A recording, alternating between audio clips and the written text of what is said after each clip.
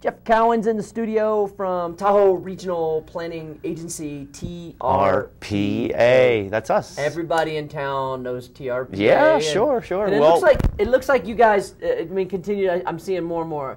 I see a new award. Seems like you guys are doing the old award. More community gatherings. Didn't you just have something where everybody brought everybody together? We had the community appreciation event in September up at our offices. It's the inaugural event we're going to try and do every year to really just kind of showcase a lot of the programs and initiatives that we're doing, but also to recognize individuals in our community, kind of real people making real progress to try and help restore Lake Tahoe. So we did the Lake Spirit Awards at that event. And it was great. We recognized Ruth Dworsky, a resident up in North Shore. She's kind of called the Queen of the Forest by all of her neighbors and friends because she has helped her entire neighborhood implement defensible space. She's really from wildfire. So she's been this great wildfire protector for her community. Not from like Taliban, defensible space from Taliban. No, right. Okay. And not defensible space from tourists. Okay, no, that's a completely different thing, different bubble.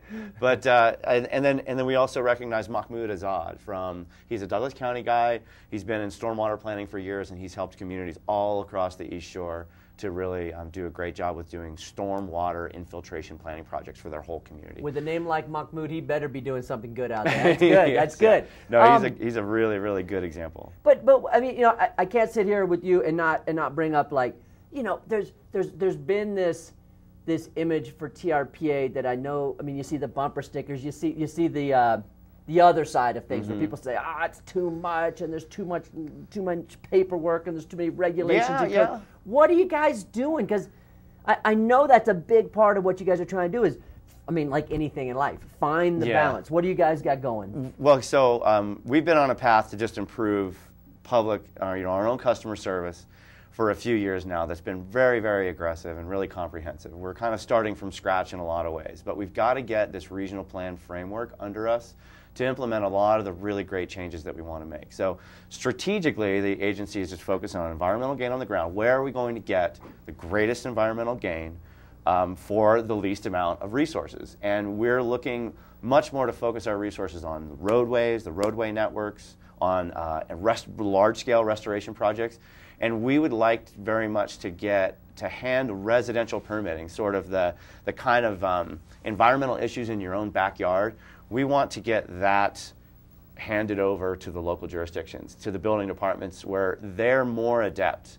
They're better suited to regulate residential uses. Now, when TRPA was created and we got a great first regional plan underway in the 1980s, it was a whole different scenario. It was a whole different ballgame. The local jurisdictions did not have the abilities, they did not have the expertise, and they did not have the desire to take on this kind of environmental planning. But today, and we needed then to put the brakes on because it was out of control, rampant growth, it was overdevelopment, it was poor design, poor planning that were causing a lot of the problems at Lake Tahoe. But now today, it's a different ballgame.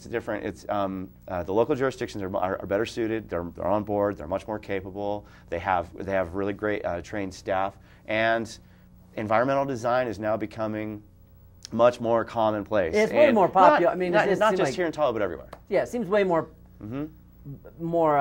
mainstay to just talk about green and these type of things than it was in the 80s. I mean, everybody seems a little bit more conscious. How difficult is it, though, for you guys with all the different agencies and government and loopholes and restrictions for you guys to make a change? That must be frustrating. Well, change has been slow in coming in Tahoe because, a lot of people feel that if we propose to do things that seem to be loosening restrictions, which is not what we're doing, we're streamlining processes and making things more efficient, that immediately environmental quality is threatened. And that's not true.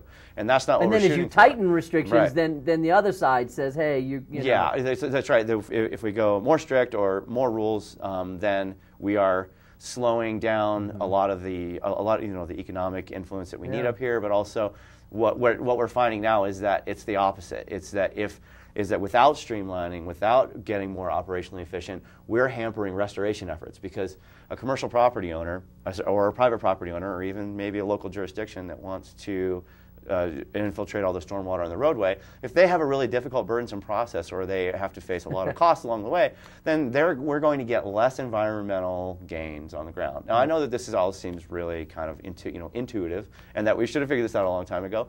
But in all honesty, it took a long time to really put the brakes on development at Lake Tahoe, to really slow it down and get environmental design in practice and in place, like everywhere. And this is one of the reasons that we're doing the Best in the Basin Awards every year. We do the Best in the Basin Awards specifically to try and recognize. I think you should do the best and the worst in the basin. I know.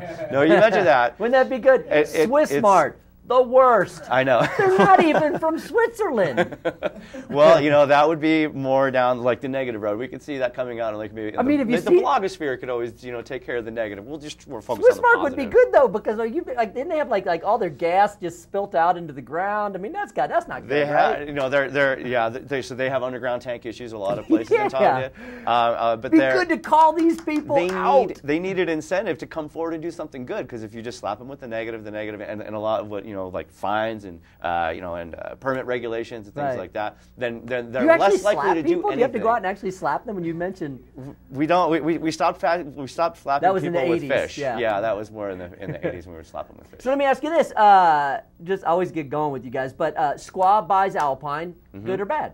Don't know. It's out of the basin. Come on, you're TRPA. You got to have an opinion. So there's a little tiny sliver of Alpine Meadows that's in our jurisdiction. Sherwood Chair. Yep. That's the only part that's in the Tahoe Basin. Is that good? It is what it is. It's good. I mean, I guess it's good. I don't know. I think it's good. I think it's exciting. Does TRPA want to bring more people here? I mean, because like my philosophy personally, and my opinions do not reflect that of the state, all that. But I think we bring more people, more visitors, better for business, better for economic. I mean, is that also in the TRPA big picture? We're always looking to make decisions, that are good for the economy, for the community, for social well-being, and for the environment. We've tried to make decisions that balance all three of those out. We're really involved in the prosperity plan. The Lake Tahoe Prosperity Plan is calling for different kind of business sector ideas to really diversify the economy and to try and launch Tahoe into the 21st and 22nd centuries and get away from the gaming base that we've always had. So we're involved with that, and we're paying attention to it, and we're wherever possible making sure that our plans and our rules and ordinances don't counteract the things that local economic interests are trying to drive for. All right. Did I hear that you guys took like some of the regulations, like the book, and actually cut a pound in weight of paper? Yeah. What is this, like the regulations, the rules, the rule book or something? Yeah. The Code of Ordinances. Any planning jurisdiction has a Code of Ordinances, and ours was written in the 1980s after a lawsuit. So we were actually in court for 4 years trying to get the regional plan out. A lot of people talk about this moratorium on building up at Lake Tahoe that TRPA instituted.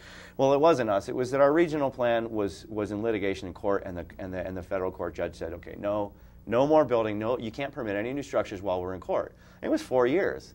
During that 4 years, pretty much the entire Code of Ordinances was written by lawyers. And that's not a really understandable document, because they're all worried about tort law and litigation, and so they write things in a fashion that's not understandable to the lay people. Well, for about 20 years, this is the Code of Ordinances that was handed off to local people like you and I that wanted to do a project, want to redo a building a deck, building a house, any of that. Okay. So more than anything else, it was just it was very spread out. It was there were mentions about water quality in this chapter, that chapter, that chapter. So who'd you get to rewrite it? Well, we hired some contractors we hired some consultants who are really, really good, and they've revamped and reformatted, revised codes of ordinances for a lot of other jurisdictions.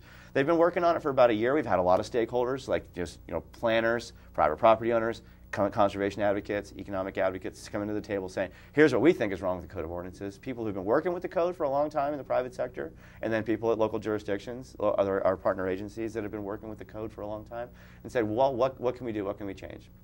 So we've reformatted and revised the entire Code of Ordinances. We've got a workshop coming up in October 26th up at North Shore in Kings Beach. We're going to have a joint big workshop with our governing board and our advisory planning commission, and we're going to go through what the changes are, and we're going to ask our governing board to possibly adopt that new code, which is now 1 pound lighter in paper How heavy was it before? It was almost 6 pounds. Almost 6 pounds. Yeah, of it was a paper. nice thick one. Yeah. Oh my and it's down God. to like. Well, just think of the trees you pounds. saved in cutting that down. Right. Well, you know, hopefully most people are using our code of ordinances online and they're not printing them out every day, every time they want to do a project. Right, exactly. Because we do have that going. But well, so that's phase 1 of the code of ordinances update, and we've got phase 2 is in the can, ready to go. I've talked a little bit about the regional plan update and the new direction the TRPA wants to go. A lot of that has to do with changing much bigger rules than just our code.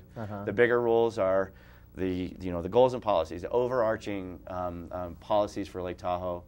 Updating those is a process that we're going to get through in 2012. So at the end of 2012, we're going to make even more changes to Code of Ordinances, and I'll be really excited to come back and tell you about those. Well, we look forward to it. I really respect your passion, Jeff. It's great. So come back in and talk more about it. All right. And I'm sure we'll see you again soon. Jeff Cowen from TRPA. We'll take a quick break and come back with more of Tahoe Today. Perfect. Hold on.